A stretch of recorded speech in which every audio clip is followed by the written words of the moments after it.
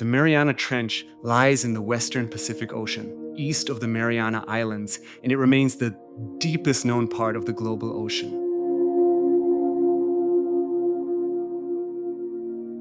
Scientists describe it as a long crescent-shaped depression in the seafloor that stretches for about 2,500 kilometers, or roughly 1,550 miles, while its average width is close to 70 kilometers.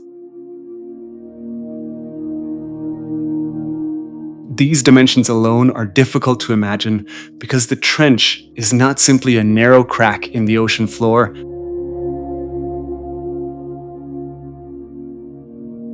It is a massive geological structure that extends farther than the distance between many major cities.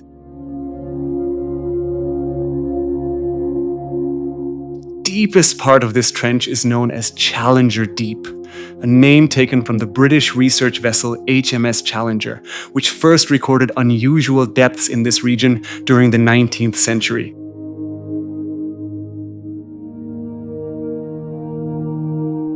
Modern measurements place Challenger Deep at approximately 10,935 meters below sea level, although different surveys can vary by a few meters because measuring extreme ocean depth is still a difficult technical challenge.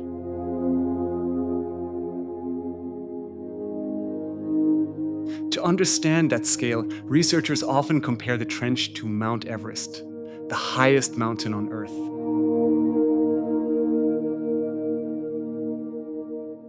Everest rises 8,849 meters above sea level, yet if the entire mountain were placed inside Challenger Deep, its summit would still remain more than 2 kilometers underwater.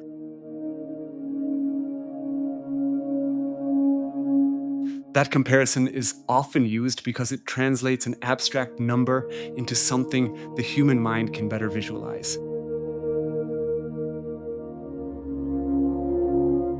Another way to understand the trench is to think of pressure and vertical distance together.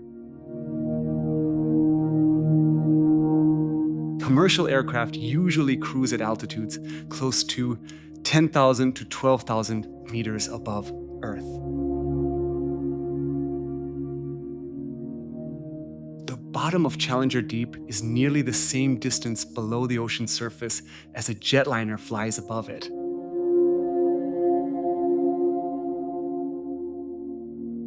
In simple terms, the deepest point in the ocean creates a vertical world almost as tall as the lower atmosphere humans regularly travel through.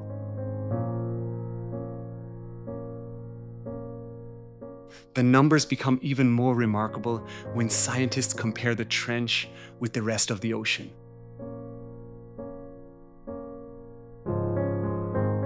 The average depth of the world's oceans is about 300 to 700 meters, which means Challenger Deep descends nearly 3 times deeper than the typical ocean floor.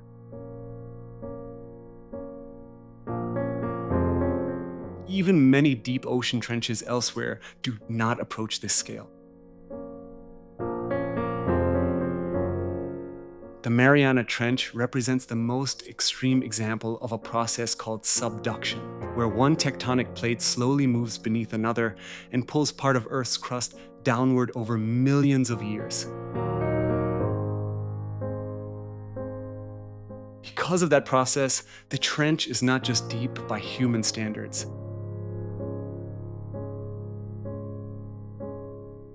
It is deep even when measured against the largest geological features on the planet.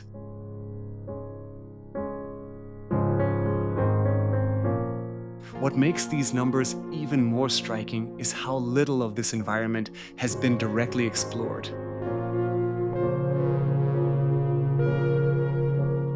Only a very small number of crewed expeditions have ever reached the bottom of Challenger Deep, because the depth creates enormous engineering challenges. Instruments must survive nearly 11 kilometers of water above them, and every meter downward increases the technical difficulty of collecting reliable data.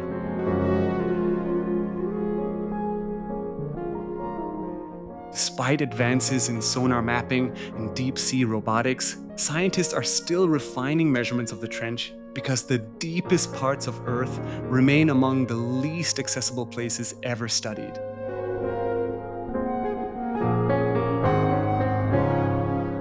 In a world mapped by satellites and digital sensors, the deepest section of the Mariana Trench still reminds researchers that some parts of our own planet remain difficult to fully measure.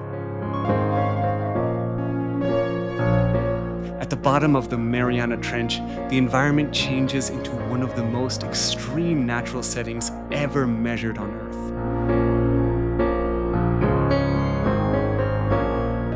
As a submersible descends through the water column, the conditions become steadily more hostile with every passing kilometer.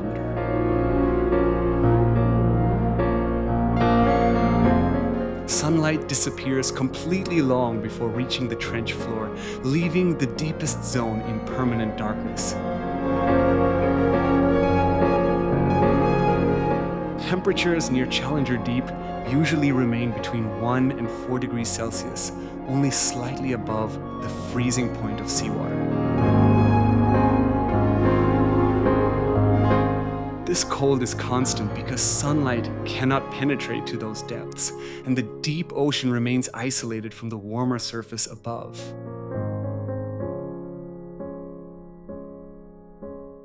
Unlike shallow marine environments where temperature can shift with weather or seasons, the trench exists in a stable but severe thermal state that has remained largely unchanged for thousands of years.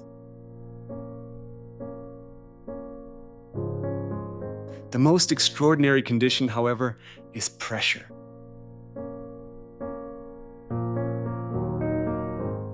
Water is far heavier than most people realize, and pressure increases rapidly with depth.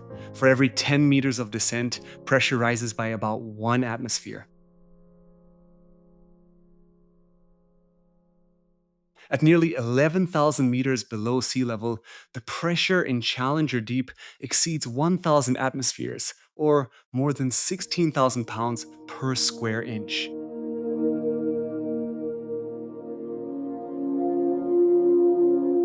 This means every square inch of a vehicle at the bottom must withstand a force comparable to the weight of a small car pressing against it. Scientists often explain this by comparing it to having dozens of large aircraft stacked on a single human body. The comparison may sound dramatic, but it reflects a measurable physical reality. Under such force, ordinary materials would collapse almost instantly. Metal structures not designed for Hadal depths can buckle inward in a fraction of a second because the pressure outside becomes overwhelmingly greater than the pressure inside. This crushing force affects not only machines but also the chemistry of life itself.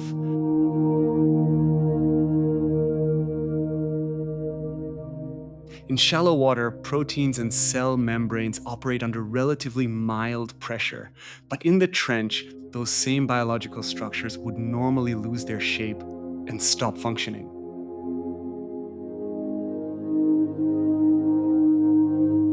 Organisms that live there survive because their cells contain specialized molecules that stabilize proteins under extreme compression.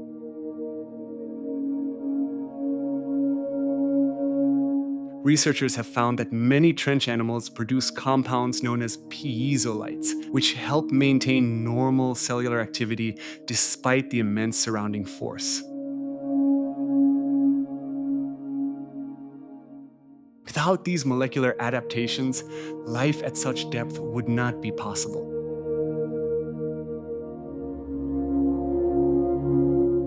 Even the shells and skeletons of some marine species become less common because calcium carbonate can dissolve more easily under deep ocean conditions.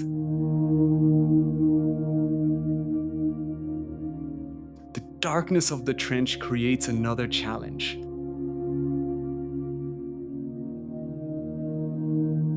No sunlight reaches the bottom, so photosynthesis cannot occur there. This means the food web depends on material drifting down from the upper ocean or on chemical processes that support microbial life.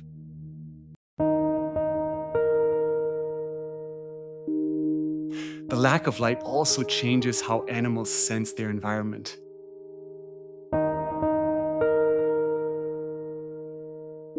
Many deep-sea species rely on touch, vibration, and chemical detection rather than vision.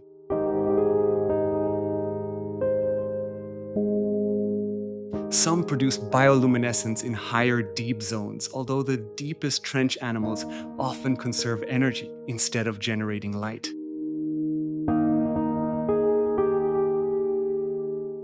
Together, the cold, the darkness, and the overwhelming pressure make the Mariana Trench one of the most physically demanding habitats on the planet, a place where the normal rules of surface life no longer apply.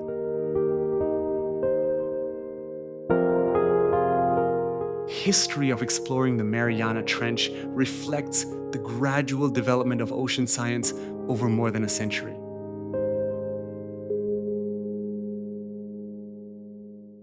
First serious attempt to measure this region began in 1875 during the expedition of the British research vessel HMS Challenger.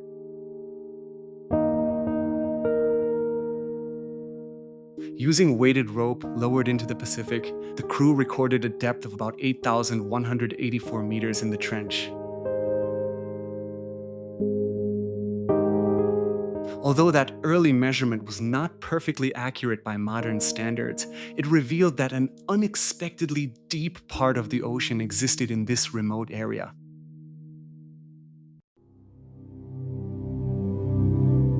Discovery marked the beginning of scientific interest in the deepest parts of Earth's oceans and led to the naming of Challenger Deep in honor of that expedition.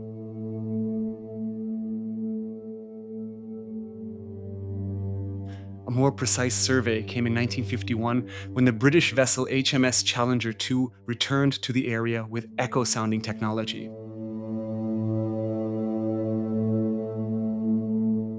Instead of rope, the ship used sonar by sending sound waves to the seafloor and measuring the time required for the signal to return.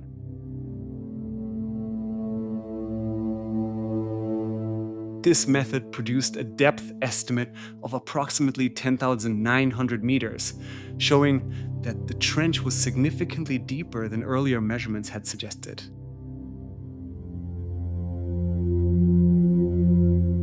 For the first time, scientists had reliable evidence that the Mariana Trench represented the deepest known point in the world ocean.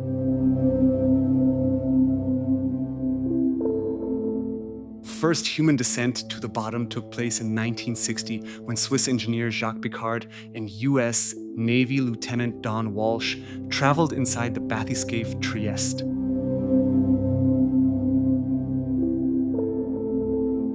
Their descent lasted nearly 5 hours before they reached the seafloor of Challenger Deep.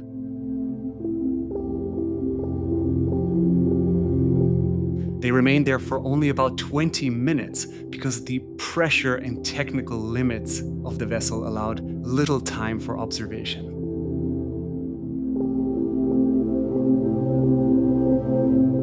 Even so, that mission proved that humans could physically reach the deepest known part of the ocean.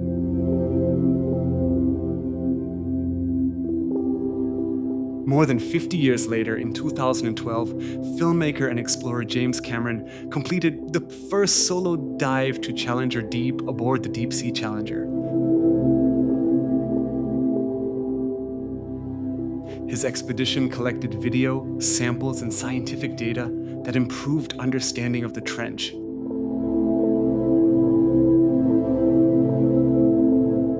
Since then, newer missions using advanced submersibles and robotic vehicles have continued to map the region in greater detail, showing that the exploration of the Mariana Trench is still far from complete. The Mariana Trench is not simply a deep depression in the seafloor.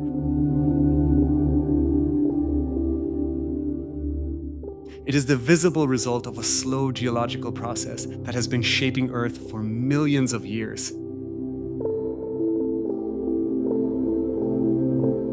Scientists classify the trench as a subduction zone, a place where one tectonic plate moves beneath another and sinks into the mantle.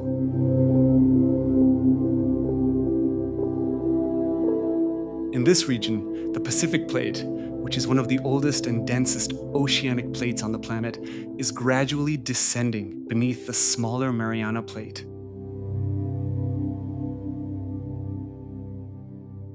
This movement happens at a rate of only a few centimeters each year, roughly the speed at which human fingernails grow. Yet over immense periods of time, it has created the deepest ocean trench known on Earth.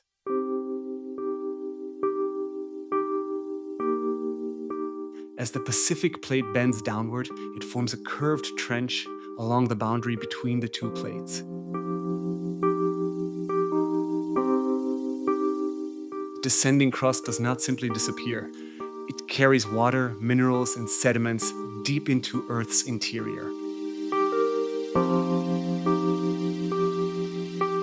Under increasing heat and pressure, these materials begin to change chemically.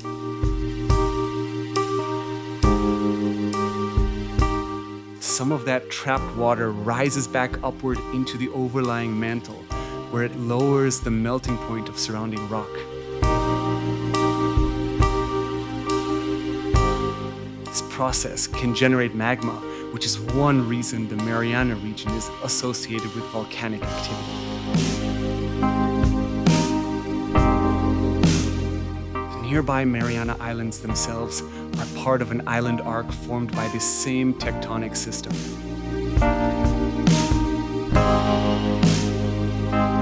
The trench and the islands are therefore connected parts of a single geological structure.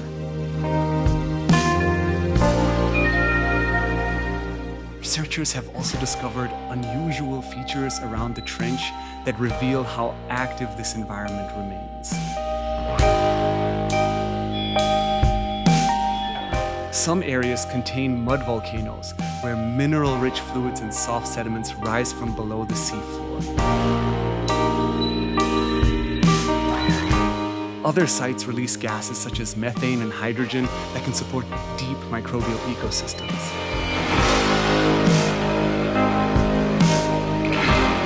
These chemical processes show that the trench is not an empty crack in the ocean floor.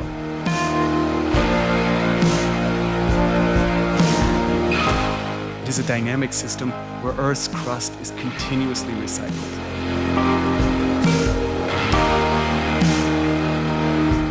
Because the Mariana Trench represents an active boundary between tectonic plates, it provides scientists with a natural laboratory for studying how the planet renews itself.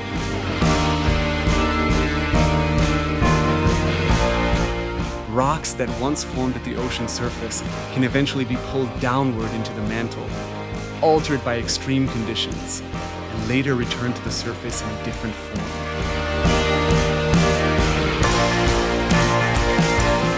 Slow recycling process helps regulate the structure of Earth's crust and influences the long-term evolution of the planet itself.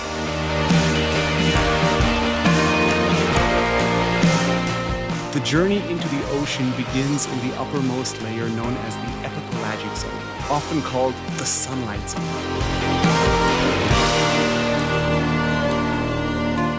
This region extends from the surface down to about 200 meters, and it is the only part of the ocean where sunlight is strong enough to support photosynthesis.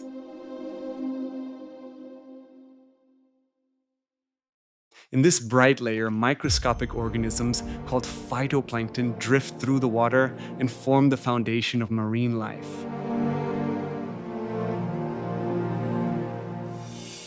Although they are invisible to most human eyes, these tiny organisms perform one of the most important biological processes on Earth.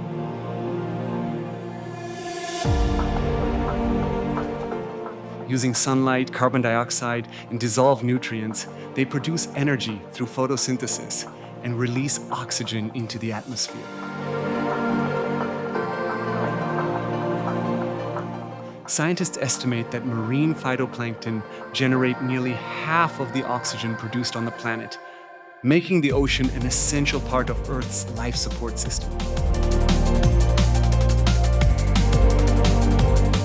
Because sunlight reaches this zone, the epipelagic layer supports the highest concentration of marine biodiversity.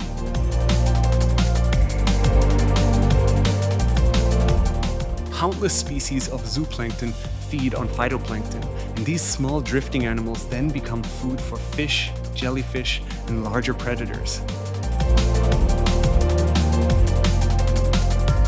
This creates a complex food web that begins with organisms too small to see. Small schooling fish, such as sardines and anchovies, often gather in this layer because food is abundant. Larger animals, including tuna, dolphins, and some species of whales, regularly enter the sunlight zone to feed.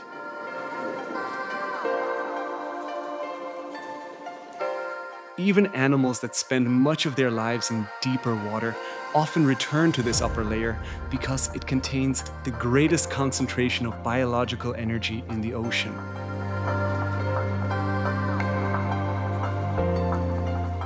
Sunlight zone also plays a major role in regulating Earth's climate.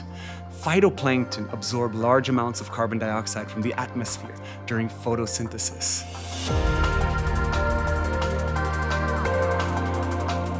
Some of these organisms die, their remains slowly sink into deeper water, carrying carbon away from the surface in a process known as the biological carbon pump. This natural system helps reduce the amount of carbon dioxide in the atmosphere over long periods of time.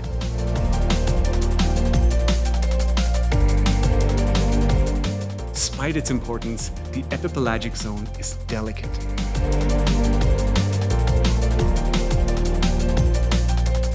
Changes in temperature, pollution, and ocean chemistry can quickly affect the microscopic organisms that sustain the entire marine ecosystem.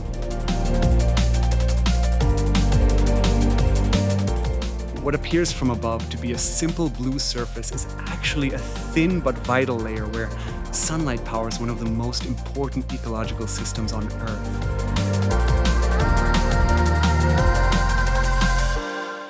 Near the coast of Japan, close to Yonaguni Island in the southern Ryukyu chain, divers discovered one of the most debated underwater formations in modern marine archaeology.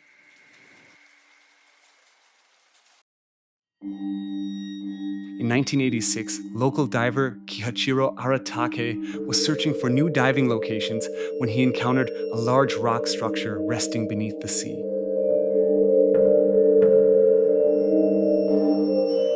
The formation appeared unlike the surrounding seafloor because it contained flat terraces, sharp edges, and broad stone surfaces that looked almost geometric.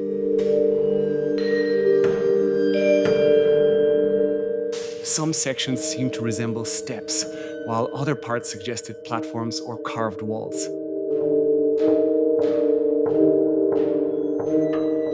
Because of its unusual appearance, the site quickly became known as the Yonaguni Monument.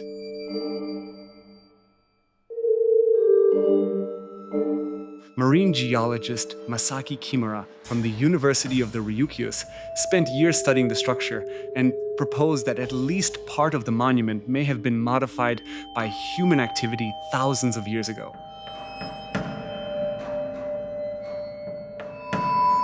According to this interpretation, the formation could date back to a time when sea levels were lower during the last ice age, before rising water covered the region.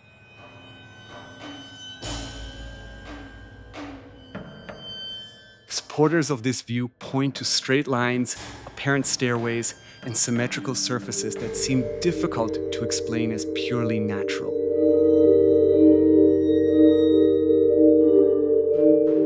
Some observers have even described features that resemble roads, plazas, or stone pillars, though these interpretations remain controversial.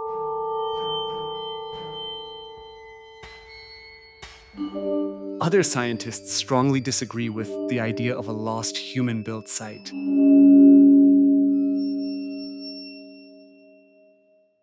Geologists who have examined the monument argue that the structure can be explained by natural processes.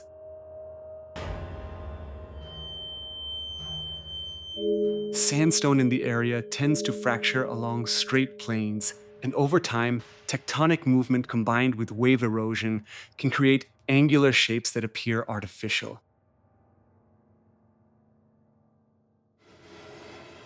Underwater currents can further remove softer material, leaving behind large flat surfaces that resemble carved stone.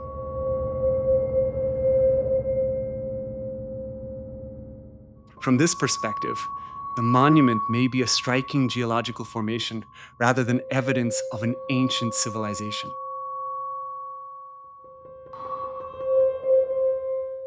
Today, the Yonaguni monument remains scientifically unresolved.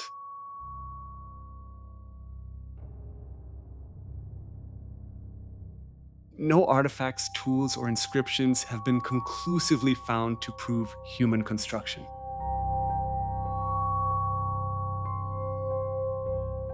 Even so, the site continues to attract researchers because it demonstrates how the ocean can preserve mysteries that challenge interpretation.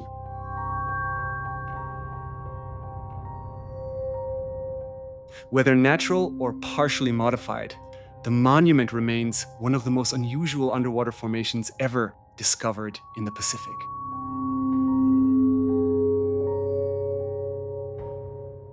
Far from the Pacific, other parts of the world have revealed entire cities that now rest beneath the sea, preserved in silence for thousands of years.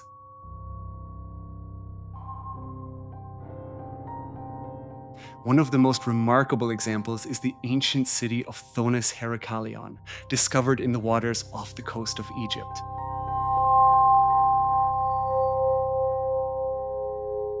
For centuries, historians knew the city only from scattered references in ancient texts, and many believed it had been lost forever.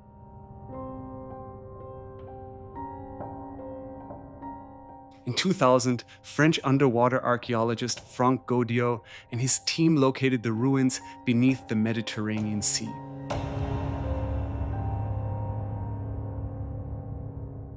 The city had once served as a major port at the mouth of the Nile, where ships from across the region entered Egypt to trade goods.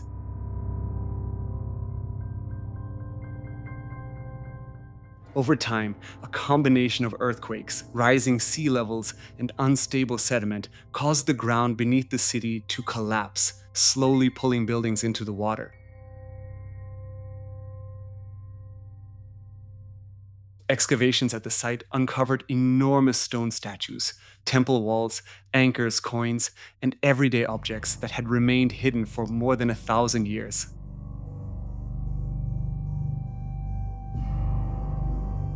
Some statues stood over 5 meters tall, showing how important the city had once been.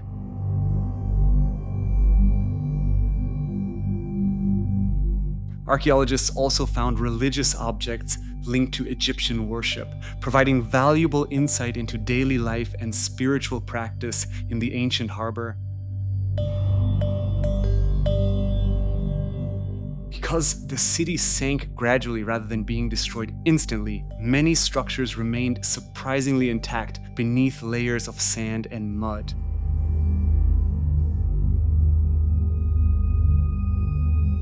Another important submerged settlement lies near the coast of Greece.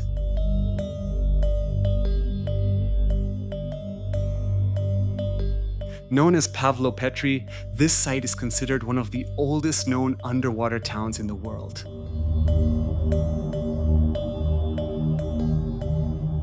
Archaeologists believe it may date back more than 5,000 years.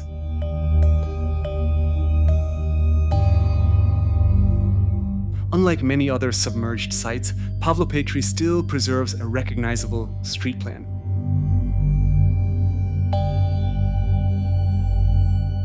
Researchers have identified roads, courtyards, stone buildings, and burial areas beneath shallow water.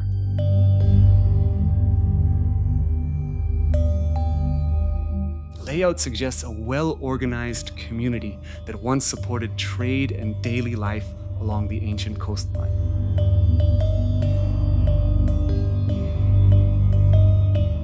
These underwater cities show that the sea does more than hide geological wonders.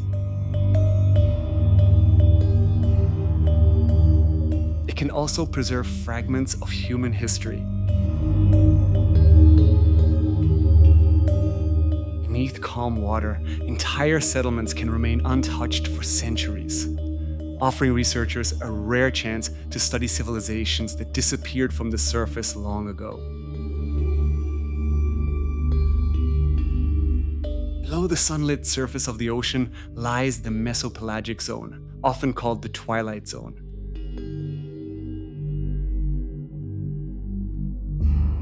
This layer extends from about 200 meters to 1,000 meters beneath the sea.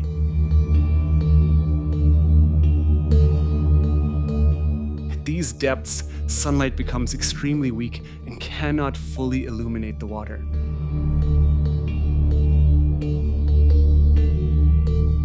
Blue wavelengths travel farther than red or yellow light, so the remaining light appears dim and blue.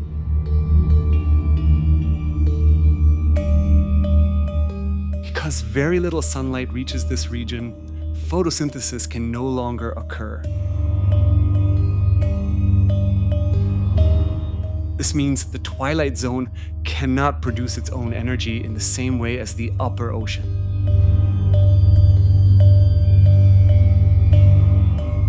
Instead, life here depends on organic material drifting down from above.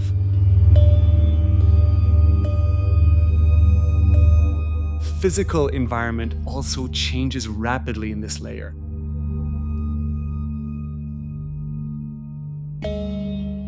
Water temperature begins to fall as depth increases, often dropping to only a few degrees above freezing in the deeper part of the zone.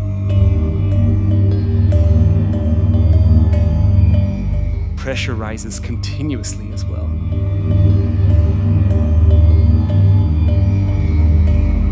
At 200 meters, the pressure is already about 20 times greater than at sea level, and by 1,000 meters, it can exceed 100 atmospheres.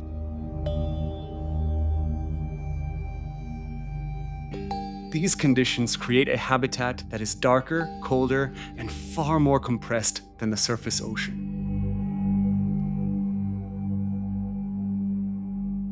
Even though the twilight zone appears empty, it contains an enormous amount of life.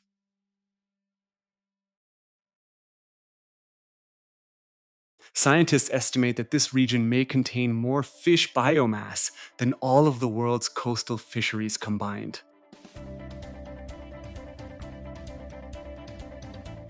Many species in this zone perform a daily vertical migration, moving upward at night to feed and returning to deeper water before sunrise.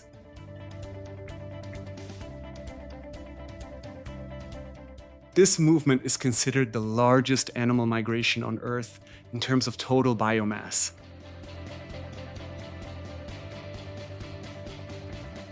Survival in the mesopelagic zone depends heavily on the ability to remain unseen.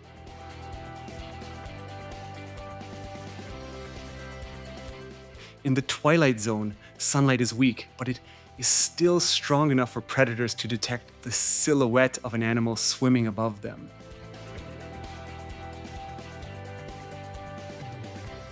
Because of this, many species have evolved highly specialized forms of camouflage that are rarely seen in shallow water.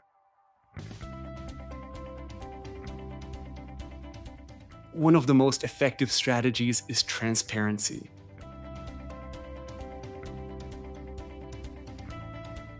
Some jellyfish, crustaceans, and larval fish have bodies that allow light to pass through them, making them nearly invisible in the dim blue environment. Other animals use reflective skin made of microscopic crystal structures that scatter the remaining light and help them blend into the surrounding water.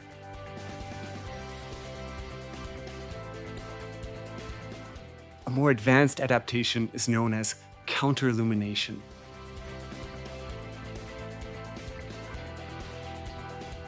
Certain species, including hatchetfish and lanternfish, produce light from organs called photophores along the underside of their bodies. These organs emit a soft blue glow that matches the faint sunlight filtering down from above. When a predator looks upward, the animal's silhouette disappears because its body brightness matches the surrounding water. This biological technique works as a form of active camouflage and is considered one of the most precise natural light control systems in the ocean.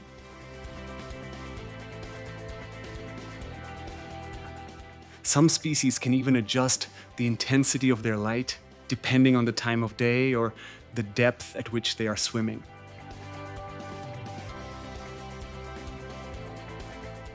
Eye structure is another important adaptation in this region.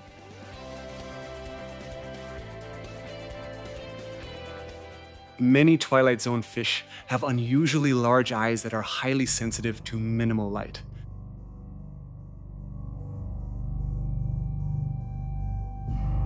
Some species develop tubular eyes that point upward, allowing them to detect the outline of prey against the faint surface glow.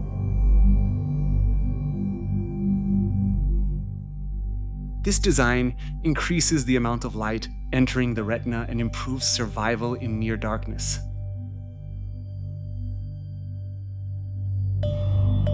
In contrast, some predators rely less on vision and more on sensing movement in the water.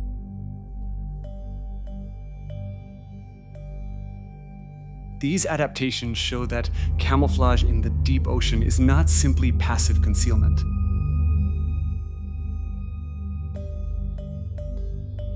It is a complex biological system shaped by low light, constant predation, and extreme environmental pressure.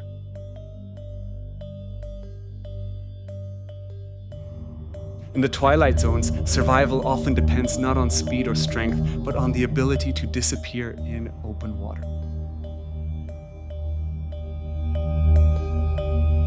Among the most unusual organisms in the twilight zone is the siphonophore, a deep-sea animal that often appears a single, transparent creature drifting through the water.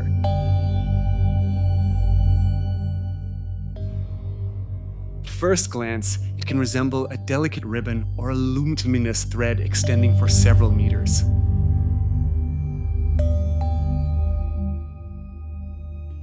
Some species can grow to extraordinary lengths, and a giant siphonophore observed by researchers in deep water measured more than 40 meters long, making it one of the longest animals ever recorded.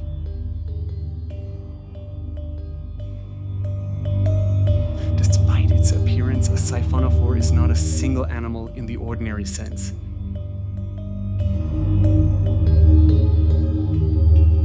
It is a colonial organism made of hundreds or even thousands of genetically identical units known as zooids.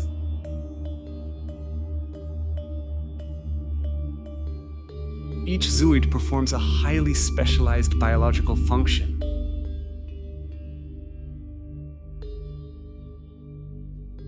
Some are responsible for movement, contracting rhythmically to propel the colony through the water.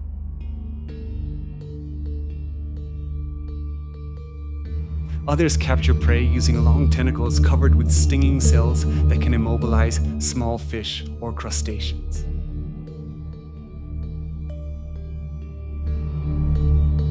Additional zooids digest food, while others are dedicated only to reproduction.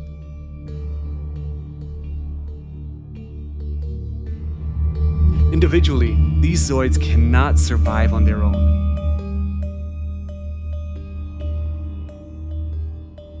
They function as connected parts of a larger living system, sharing nutrients and operating together as one integrated organism.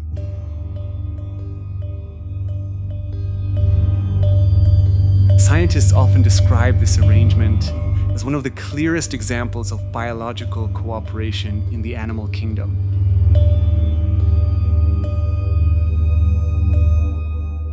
Many siphonophores also produce bioluminescence.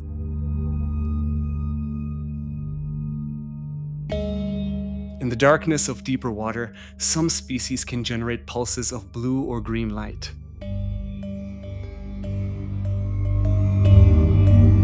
light may attract prey, confuse predators, or help members of the colony coordinate movement.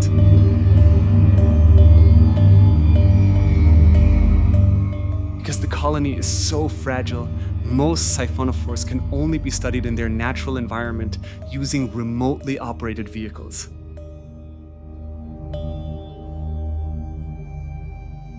Bringing them to the surface usually destroys their delicate structure. The siphonophore challenges the way people normally think about animal life.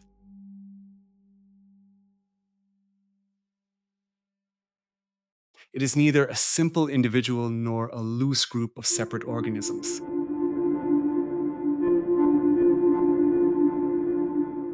Instead, it exists as a living colony that behaves as a single creature. In the twilight zone, where survival depends on efficiency and adaptation, the siphonophore represents one of the most sophisticated forms of life ever observed in the deep ocean.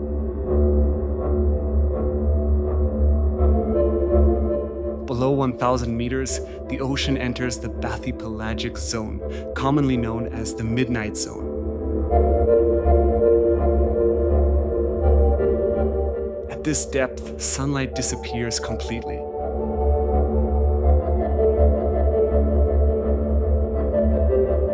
No natural light from the surface can penetrate this far, leaving the environment in permanent darkness.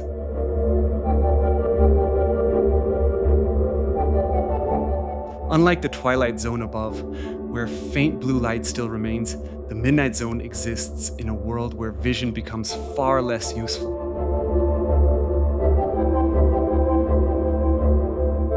Most organisms living here must rely on other senses, including vibration detection, chemical signals, and pressure changes in the surrounding water.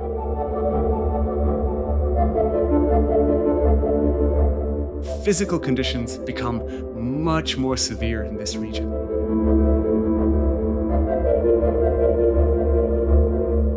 Water temperature remains consistently cold, usually between 2 and 4 degrees Celsius.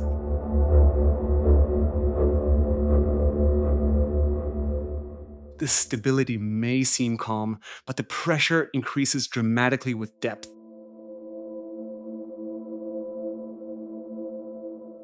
At 1,000 meters, pressure is already around 100 atmospheres, and it continues rising as the seafloor drops farther below.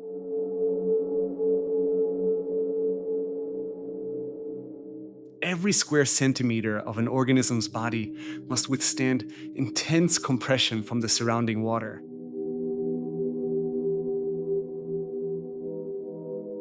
Animals that live here have evolved soft tissues and flexible structures that can tolerate these conditions without collapsing.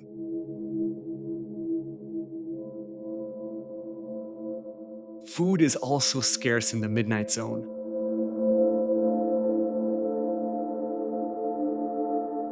Since photosynthesis cannot occur, most energy comes from organic particles slowly sinking from the upper ocean.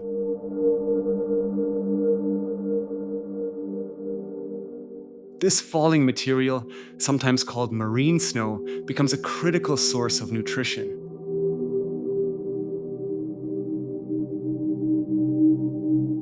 In this cold and dark environment, survival depends on conserving energy, locating food efficiently, and adapting to a habitat that remains one of the least understood regions of Earth's oceans. In the permanent darkness of the midnight zone, predators cannot depend on ordinary vision in the same way animals do near the surface.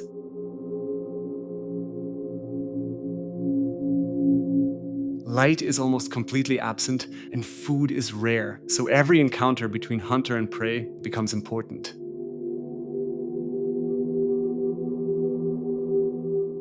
As a result, many deep-sea species have evolved highly specialized methods for detecting and capturing food while using as little energy as possible.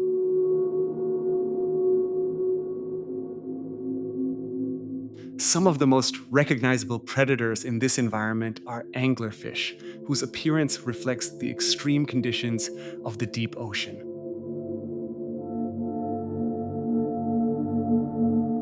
Female anglerfish possess a modified dorsal spine that extends in front of the head like a thin rod. The tip of this structure is a bioluminescent organ called an esca.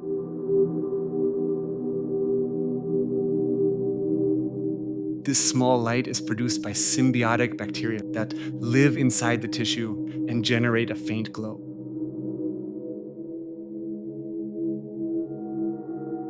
In darkness, the moving light can attract curious fish or crustaceans close enough for the anglerfish to strike.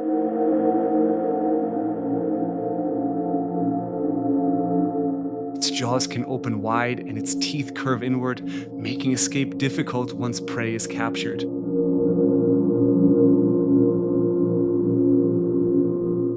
Another remarkable predator is the gulper eel, sometimes called the pelican eel, because of its enormous expandable mouth.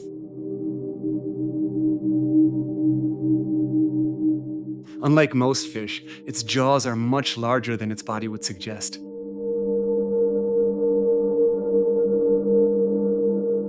Mouth can open into a wide pouch that allows the animal to swallow prey much larger than expected for its size.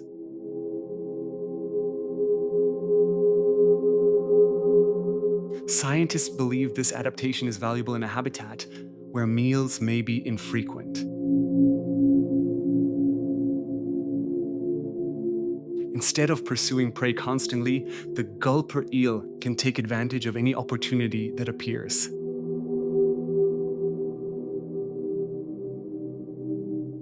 Its long tail often contains a light-producing organ that may function as a lure in the darkness, helping bring smaller animals within reach.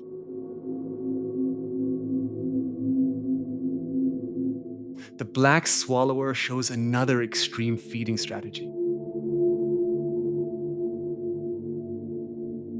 This fish can consume prey larger than itself because its stomach can stretch far beyond normal proportions.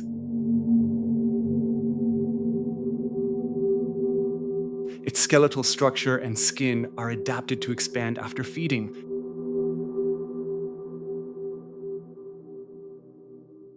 In an environment where food may be unavailable for long periods, the ability to consume a very large meal can increase survival.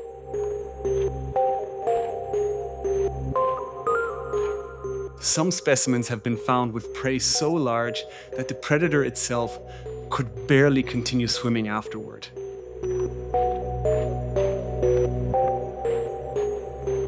Not all predators in the midnight zone rely on light.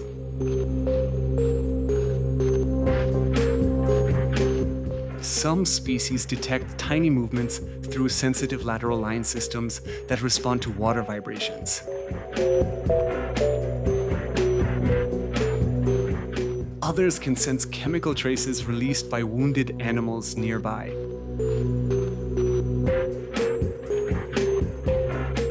These adaptations allow predators to find food even when visibility is almost zero.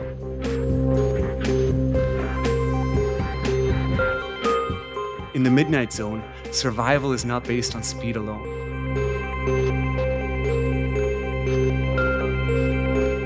It depends on precision, patience, and the ability to exploit every possible source of energy in one of the harshest environments on Earth. The destructive force of deep sea pressure is not only a scientific concept. It has also been demonstrated in real events involving human technology. One of the clearest modern examples is the loss of the Ara San Juan, an Argentine submarine that disappeared in the South Atlantic in November 2017.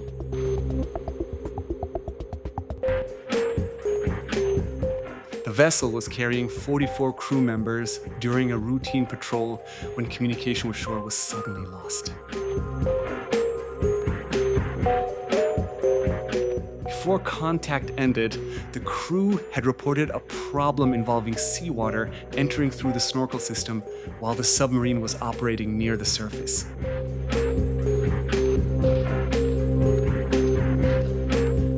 Investigators later concluded that the water likely reached the forward battery compartment, creating an electrical failure inside the vessel.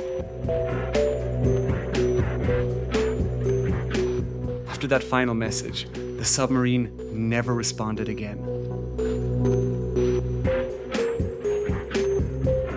Several hours after the last transmission, international hydroacoustic monitoring stations detected an unusual underwater acoustic signal in the same region. Analysts later described the sound as consistent with a sudden implosion.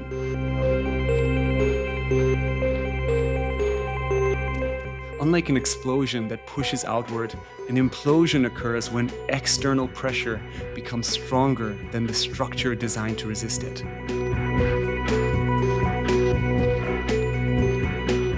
When a submarine hull fails at depth, the surrounding water collapses inward at extreme speed.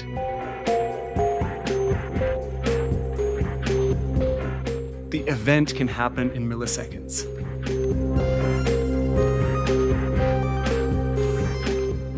Pressure difference between the inside of the vessel and the surrounding ocean causes the metal structure to compress almost instantly.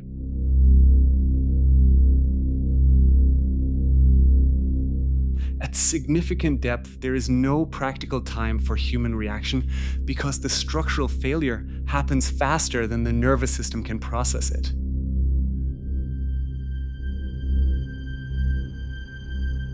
In 2018, the exploration company Ocean Infinity located the wreck nearly 900 meters below the surface.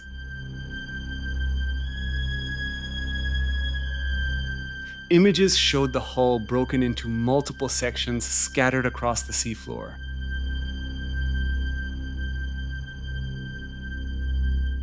Investigators studying the debris found evidence that the pressure of the surrounding water had crushed parts of the submarine after the internal structure failed.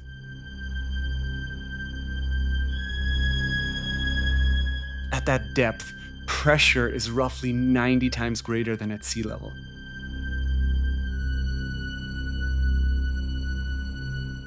Even though this is far shallower than the Mariana Trench, it is still enough to destroy a vessel not protected against severe compression.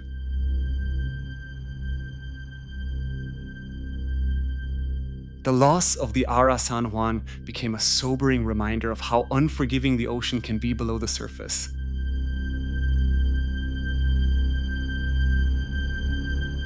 Engineers can design advanced machines to enter deep water, but the margin for error remains extremely small.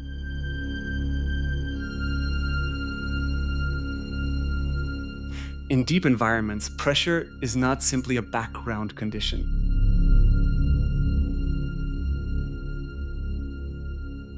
It is a constant physical force capable of turning a strong steel vessel into fractured debris within a fraction of a second, showing how little separation exists between exploration and extreme risk in the deep sea.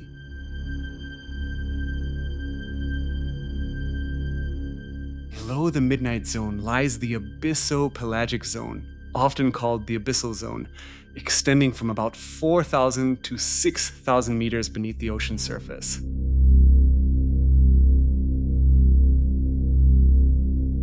This region covers a vast portion of the planet and represents one of the largest continuous habitats on Earth.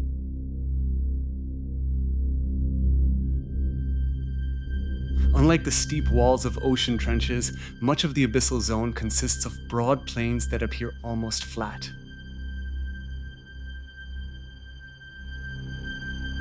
These abyssal plains can stretch for hundreds of kilometers with only small changes in elevation.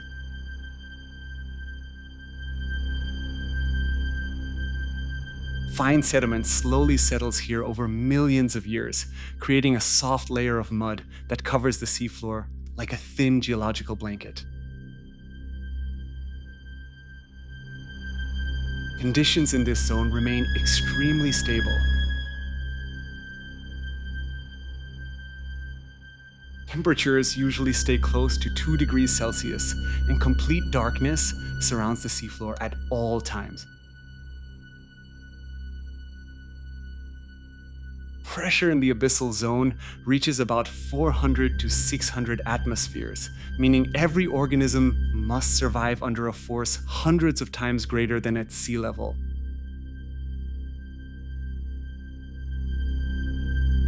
Because sunlight cannot reach this depth, no photosynthesis occurs, and nearly all life depends on organic matter drifting downward from shallower waters.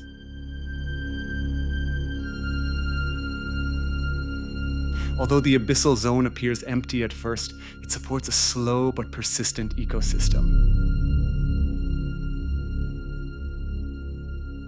Sea cucumbers, brittle stars, deep sea fish, and microorganisms inhabit this quiet environment. Their movements are often slow because energy is limited. In this immense dark plane, life continues under conditions that remain among the most stable and least disturbed anywhere on Earth.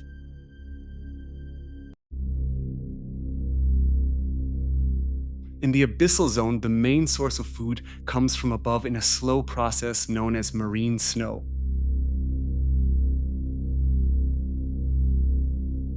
This material consists of tiny particles of dead plankton, organic waste, mucus, and microscopic fragments of plants and animals that drift down from the upper ocean.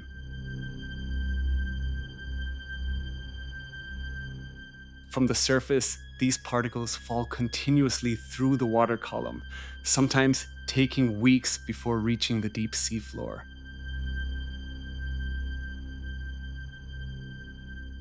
To deep sea organisms, this constant rain of organic matter provides the basic energy needed for survival in a place where sunlight never reaches.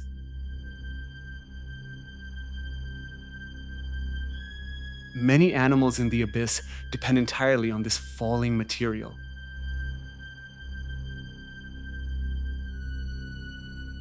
Sea cucumbers move slowly across the sediment, collecting nutrient-rich particles from the mud.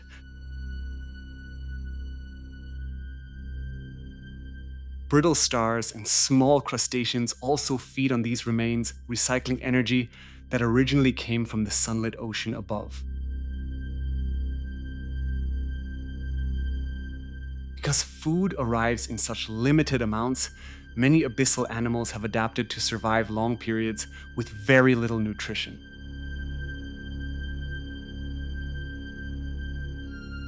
Occasionally, a much larger food source reaches the deep ocean.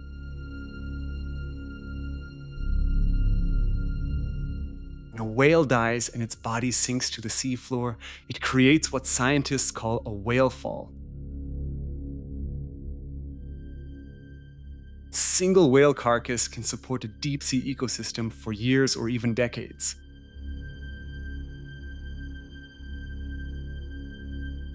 Scavengers first consume the soft tissue, and later bacteria and specialized organisms break down the bones.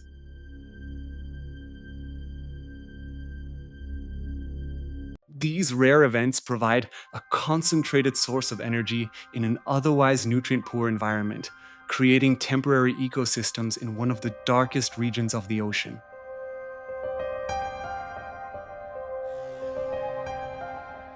In the abyssal zone, nearly all life depends on a slow and continuous process known as marine snow. This term refers to the constant fall of organic material from the upper layers of the ocean down to the deep sea floor.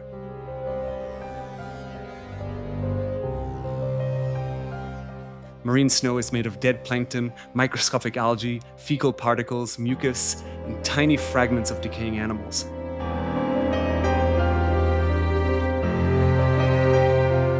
Seen through the lights of deep-sea submersibles, these particles drift downward like snowflakes moving through dark water.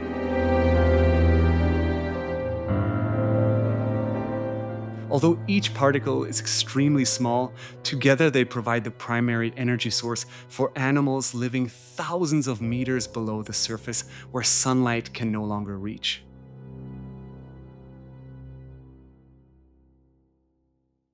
The journey from the upper ocean to the abyss can take days or even weeks.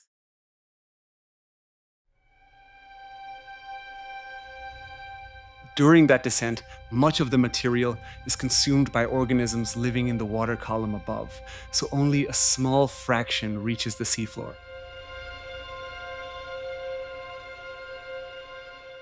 This means food in the abyssal zone is limited and arrives slowly.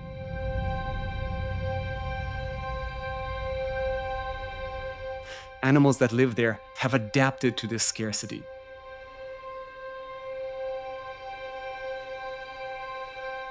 Sea cucumbers crawl across the sediment, collecting organic particles from the mud. Brittle stars extend their arms into weak currents to capture suspended matter. Small crustaceans and worms feed on whatever nutrients settle onto the ocean floor.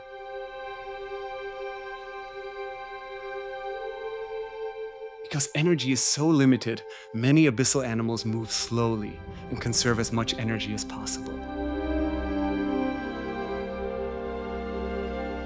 Occasionally, the deep sea receives a far larger source of nutrition.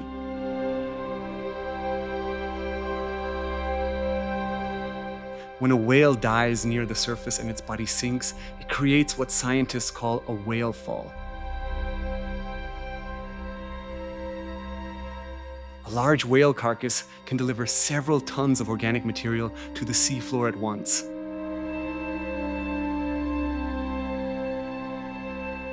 Scavengers such as sleeper sharks and amphipods consume the soft tissue first.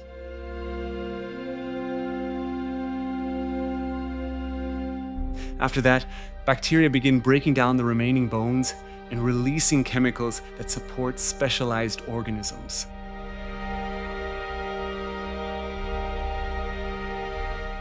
Some worms even live directly inside the bones and extract nutrients from them.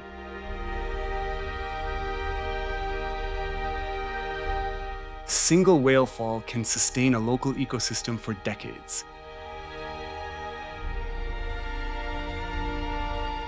In a habitat where food usually arrives as microscopic dust, the sudden arrival of a whale becomes one of the most important biological events in the deep ocean.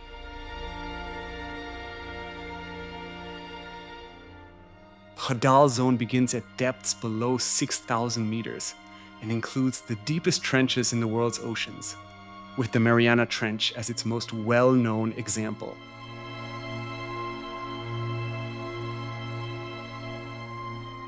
Scientists named this region after Hades from ancient Greek mythology because it represents one of the most extreme environments on Earth.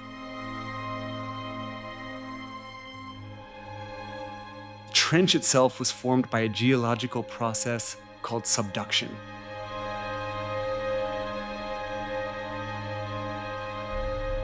In this region, the Pacific plate slowly moves beneath the smaller Mariana plate and sinks into Earth's mantle.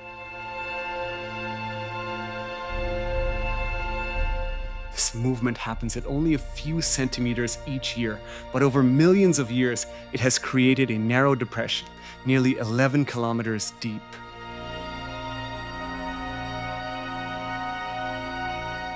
Deepest point, Challenger Deep, reaches about 10,935 meters below sea level, making it the lowest known point in the global ocean.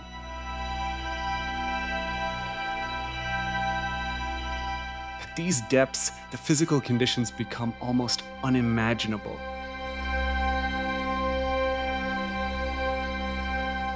Pressure at the bottom of Challenger Deep exceeds 1,000 atmospheres, which means the force pressing on every surface is more than 1,000 times greater than the air pressure at sea level.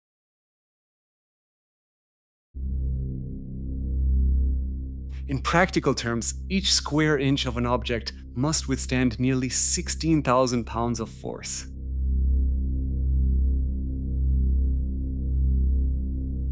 Even strong metal structures would collapse instantly without specialized engineering.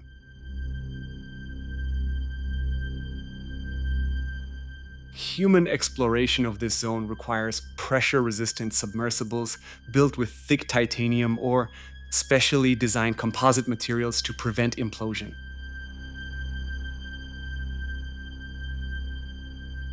Hadal environment is also near freezing, with water temperatures usually between 1 and 4 degrees Celsius.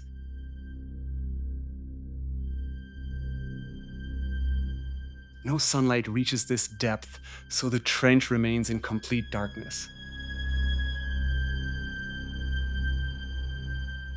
Yet despite these severe conditions, life still exists there.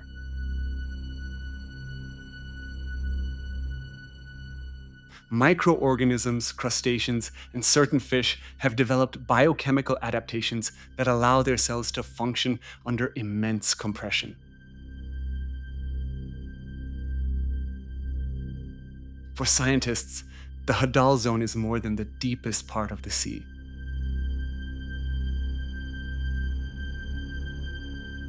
It is a natural laboratory that reveals how geology and biology can continue even under the most extreme pressure found anywhere on Earth.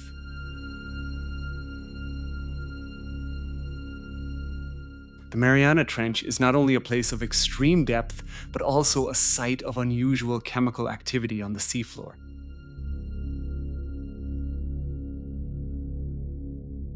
In several parts of the Mariana Fouriark region, scientists have discovered hydrothermal systems and fluid vents that release chemically altered water from deep within Earth's crust. As seawater moves downward through cracks in the ocean floor, it reacts with hot rock below the surface.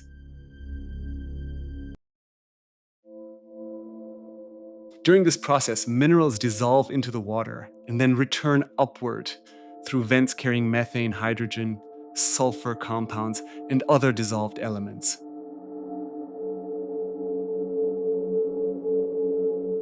These chemicals can create local environments very different from the surrounding deep ocean.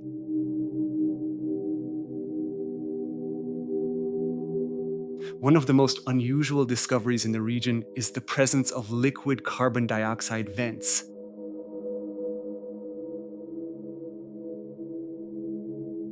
At certain depths, the pressure is so intense that carbon dioxide can exist in liquid form rather than as a gas.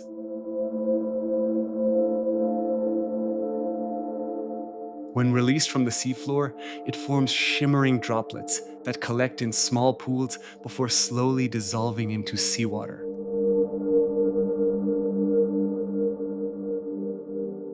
This phenomenon is extremely rare and has only been observed in a few deep marine locations.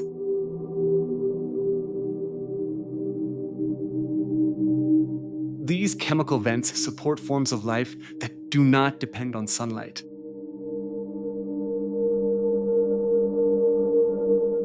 Instead of photosynthesis, specialized microbes use chemical energy through a process called chemosynthesis. Bacteria convert dissolved compounds into energy, creating the base of a food web that can support small crustaceans and other deep-sea organisms. In a place defined by darkness and pressure, these chemical systems show that life can still be sustained by energy rising from within the planet itself.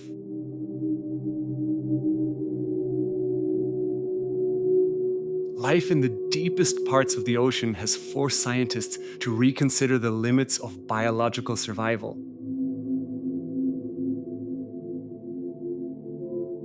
In the Hadal zone of the Mariana Trench, where pressure exceeds 1,000 atmospheres, most vertebrate life would be expected to fail at the cellular level.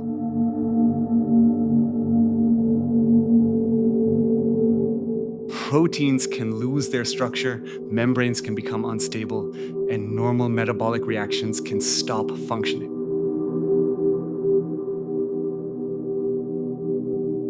Yet some animals have evolved precise biochemical adaptations that allow them to survive under these conditions.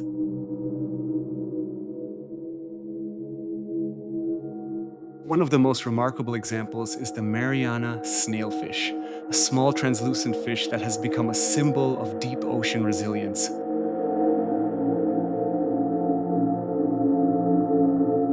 Researchers have recorded snailfish living at depths greater than 8,000 meters, deeper than any other known fish species.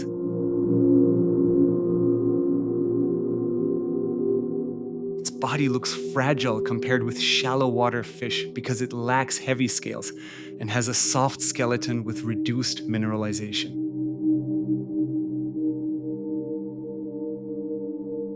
This structure helps the animal avoid being crushed because rigid bones can become a disadvantage under extreme pressure. Survival of the Mariana snailfish depends largely on specialized organic compounds in its cells.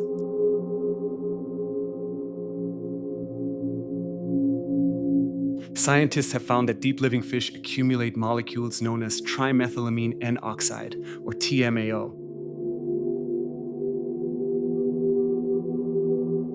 This compound stabilizes proteins and prevents them from changing shape under immense pressure.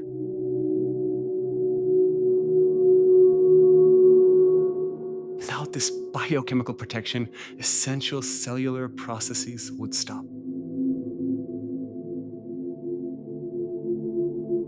Fish also has a gelatinous tissue structure that helps maintain neutral buoyancy without requiring a gas-filled swim bladder, since gas spaces are difficult to maintain at great depth.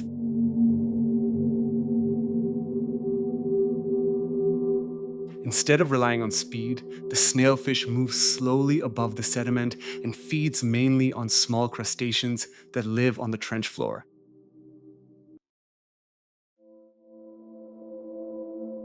Its anatomy demonstrates that survival in the Hadal zone depends less on strength and more on molecular stability.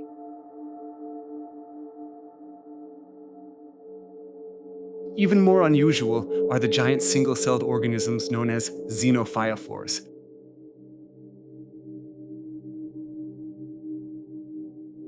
These deep-sea protists can reach several centimeters across, making them some of the largest known single cells on Earth. At first glance, they may appear to be small sponges or clusters of sediment, but each one is a single living cell surrounded by a delicate outer structure.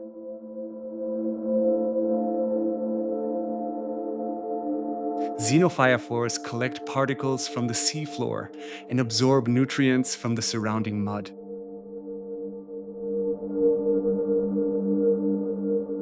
Their bodies can trap heavy metals and other elements, making them important in deep ocean chemical cycling.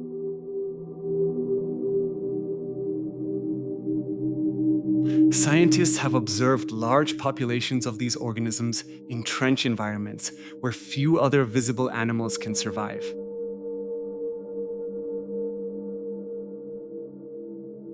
Below the seafloor, researchers have also identified microbial communities living inside deep sediments and fractured rock.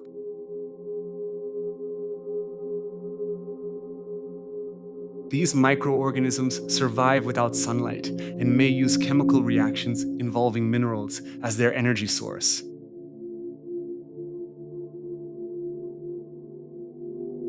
Some divide so slowly that a single generation may take years.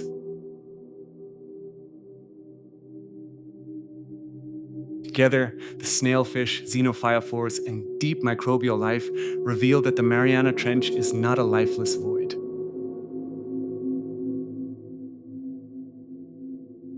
It is a biological system where life has adapted to conditions once thought impossible for any complex organism to endure.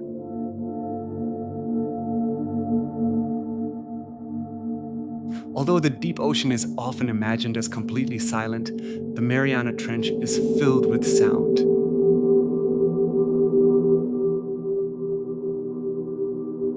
In the absence of sunlight, sound becomes one of the most effective ways energy travels through the water.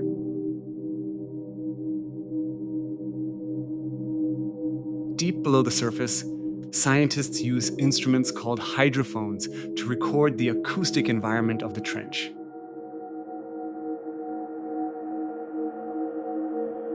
These devices are enclosed in pressure-resistant housings and lowered into the water to detect vibrations that human ears could never hear directly.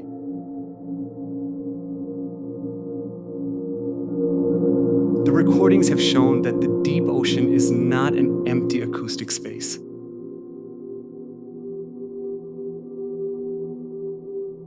Instead, it contains a complex mixture of natural sounds produced by geological activity, marine life, and movement in the water above.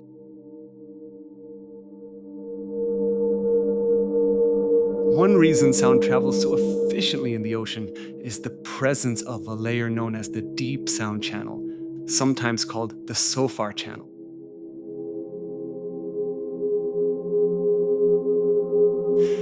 In this zone, water temperature and pressure combine to create conditions that trap sound waves and allow them to travel very long distances with minimal energy loss.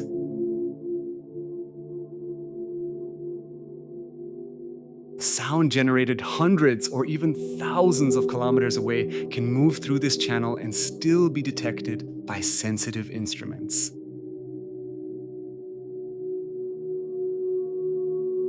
Because of this property, researchers can monitor distant earthquakes, underwater landslides, and volcanic activity from far across the Pacific.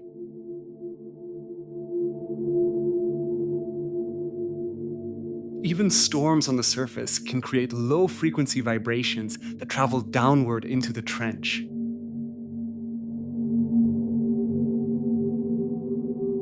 Marine animals also contribute to this underwater soundscape. Some whales produce low-frequency calls that can travel across entire ocean basins.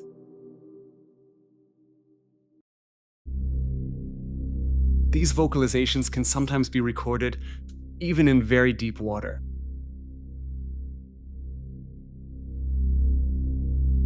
Scientists studying the Mariana region have captured sounds from baleen whales, small fish, and snapping crustaceans, showing that biological activity can be detected even in remote parts of the ocean.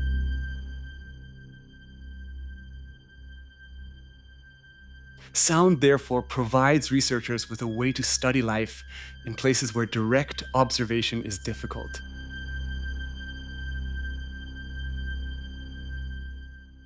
One of the most unusual recordings from the Western Pacific was a sound known as the Western Pacific biotwang.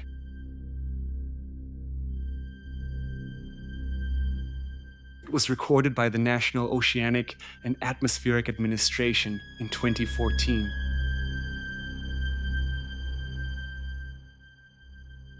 The signal lasted only a few seconds and began as a low groan before ending with a metallic vibration.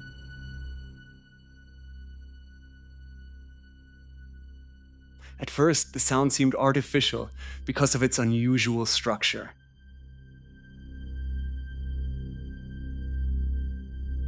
Later analysis suggested it was probably produced by a baleen whale, possibly a minke whale, but the exact mechanism remains uncertain.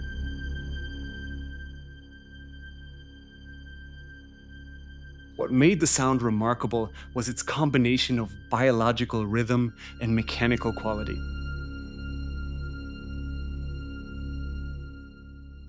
These recordings reveal that the deepest ocean is not silent darkness.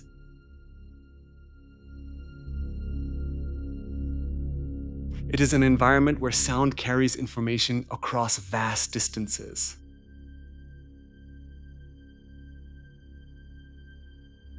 In a place where vision becomes nearly useless, the Mariana Trench can be understood not only as a landscape of pressure and darkness, but also as a hidden acoustic world that scientists are only beginning to interpret.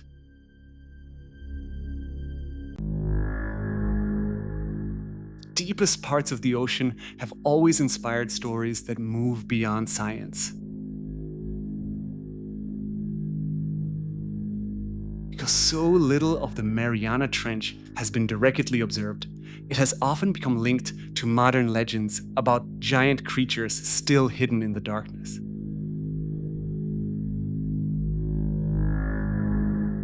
One of the most common claims involves the prehistoric shark known as the megalodon.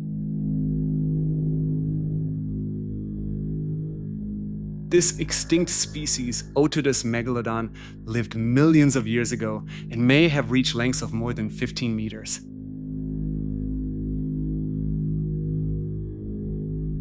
Its enormous fossil teeth have led to the idea that a surviving population could still exist in unexplored ocean trenches.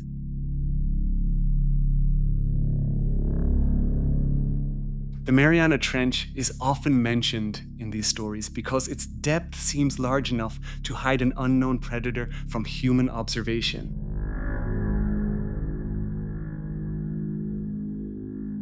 From a scientific perspective, however, this idea is highly unlikely.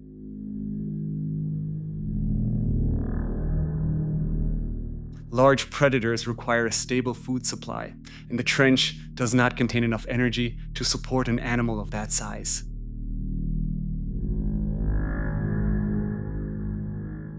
Most nutrients in the Hadal zone arrive slowly from above, and even smaller animals must conserve energy carefully.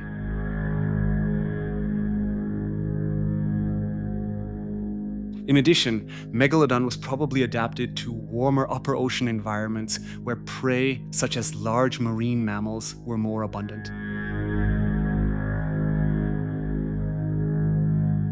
The near freezing temperatures of the trench would create a difficult habitat for a giant active predator.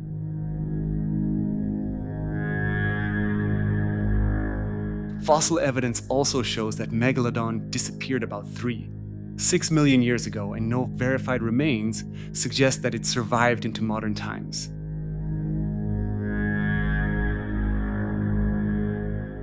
For marine biologists, the trench remains biologically extraordinary, but it does not provide evidence for a hidden giant shark.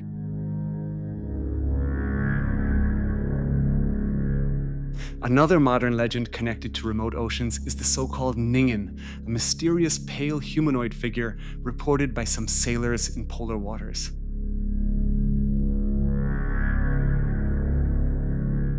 Descriptions usually portray a smooth white body, long limbs, and a vaguely human shape floating near the surface at night.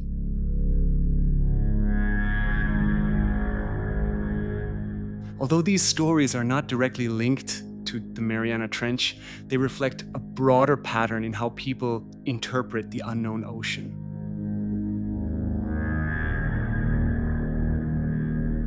In low light, the human brain often tries to recognize familiar shapes, especially in moving water.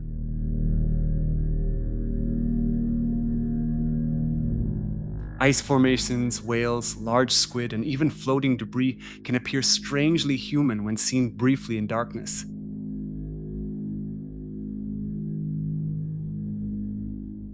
No scientific evidence has confirmed the existence of such a creature, and no documented specimen has ever been collected.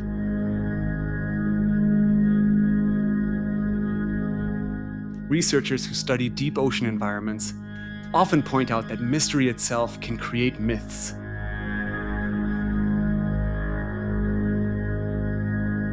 The less people know about a place, the easier it becomes to imagine life forms beyond current science.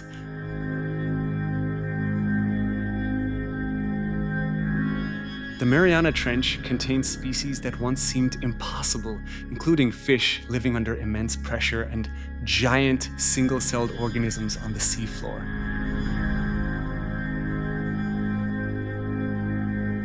Because real discoveries in the deep sea can seem extraordinary, fictional interpretations often grow around them.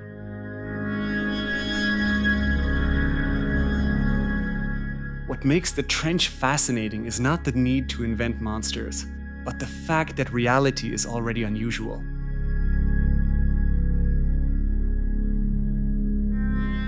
Deep ocean continues to reveal animals with transparent skin, bioluminescent organs, and survival strategies unlike anything near the surface.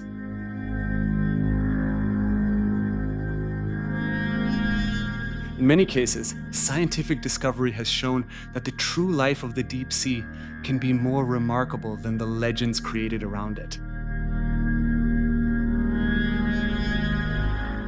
Exploration of the Mariana Trench has gradually changed from rare human descent into a new phase of continuous scientific study.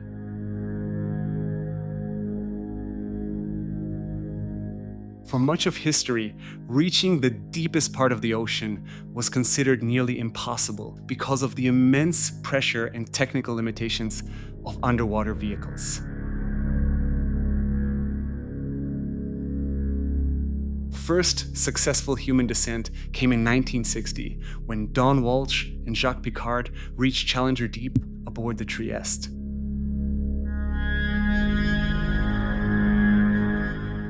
After that mission, more than 50 years passed before another person returned to the same depth.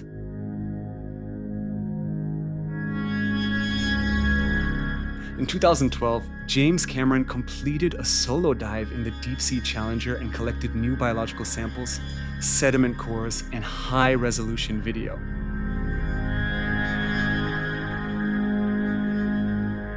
His expedition demonstrated that modern engineering could make repeated access to the deepest ocean more practical than before.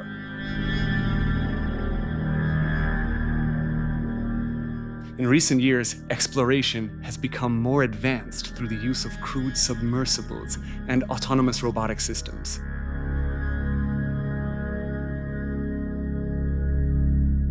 New deep-sea vehicles can remain underwater longer, map wider areas, and collect more precise data than earlier machines.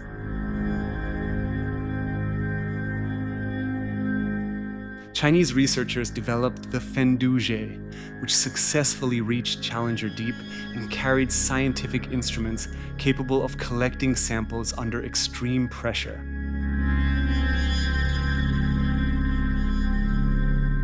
At the same time, remotely operated vehicles and autonomous underwater vehicles now survey the trench without requiring humans on board.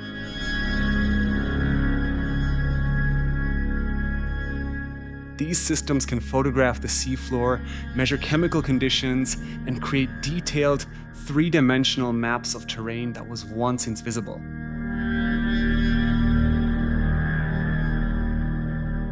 Because of these technologies, the Mariana Trench is becoming less of a single expedition target and more of a long-term scientific laboratory.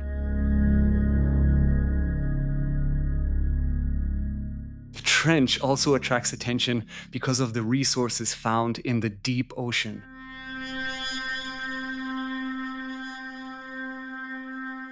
Scientists have identified polymalic nodules in various deep-sea regions, including areas of the Pacific.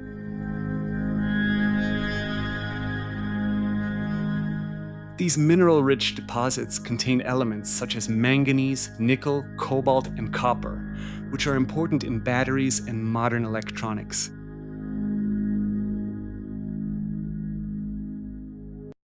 Although the Mariana Trench itself is protected in some areas, interest in deep-sea mining has raised important scientific questions about how fragile abyssal ecosystems could respond to industrial disturbance.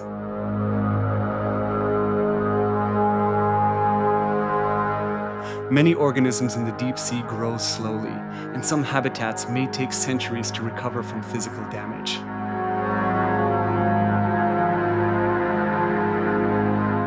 Another reason the deep ocean matters is global communication.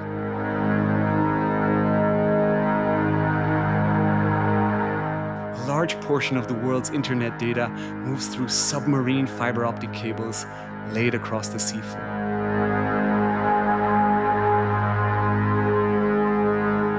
While most cables are not placed in the deepest trenches, understanding deep ocean terrain helps engineers plan safer routes and monitor geological risks.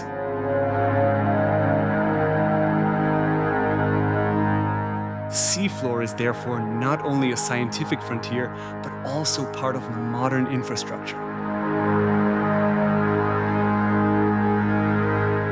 Today, the Mariana Trench represents more than a record-breaking depth.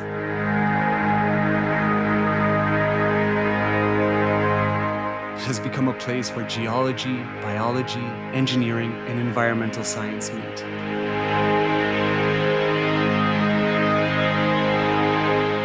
As technology improves, scientists are no longer simply asking how deep the ocean is.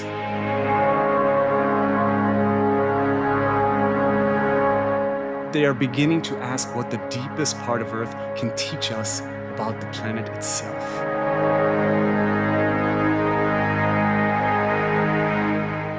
Mariana Trench is more than the deepest point in the ocean.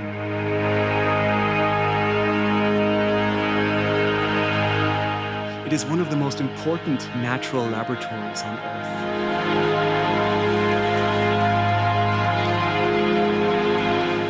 In a place where sunlight never reaches, pressure exceeds 1,000 atmospheres, and temperatures remain just above freezing, life still continues.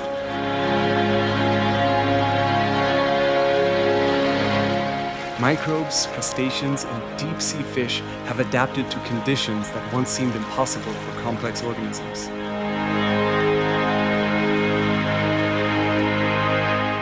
These discoveries have changed how scientists understand the limits of biology.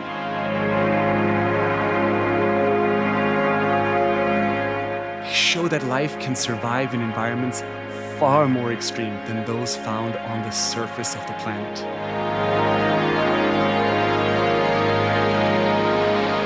For geologists, the trench also reveals how Earth constantly reshapes itself.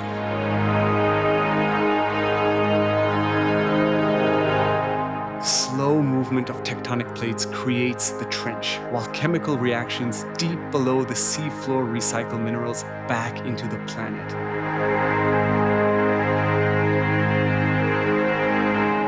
Every sample taken from the Hadal zone provides information about the structure of Earth's crust and the long-term processes that shape the ocean floor.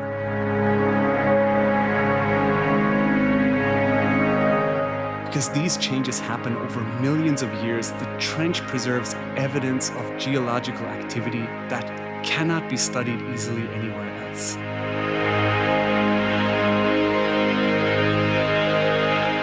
The Mariana Trench has also become important in the search for life beyond Earth.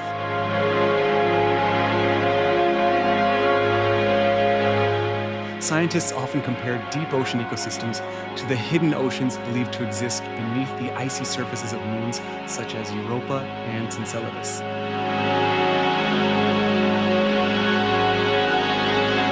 If organisms can survive in darkness using chemical energy instead of sunlight, similar life may be possible in other parts of the solar system.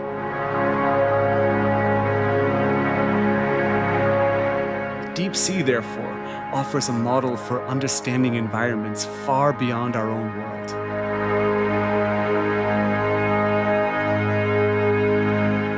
Even with modern technology, much of the trench remains unexplored.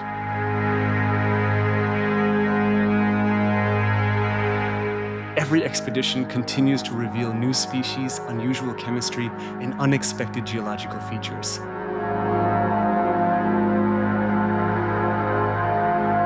The deeper scientists look, the more they realize how little is still known.